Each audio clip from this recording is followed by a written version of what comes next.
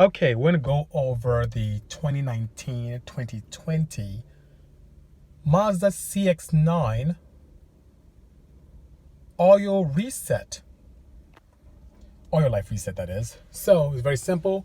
You just press this twice without starting the car, so that therefore you don't press on the brakes at all. And it shows service soon. And it'll also show a little wrench on top and oil change due. So it's very simple to be able to make sure that everything is good. All you have to do is go to your home,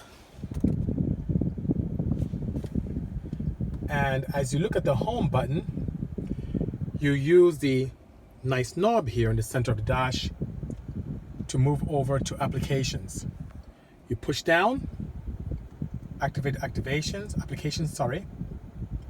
And then you go all the way down to vehicle status monitor. You can just use the knob and turn that clockwise to get to that legend. And you press, and it takes you to the next legend, which is vehicle status monitor. You go down to maintenance, and you can see next to maintenance, there's also that wrench, the orange wrench. You press again, and you see the maintenance different pull downs. Go to oil change. It shows that I have 546 miles before the oil change is really due, but I already changed the oil. So let's go ahead and reset the service.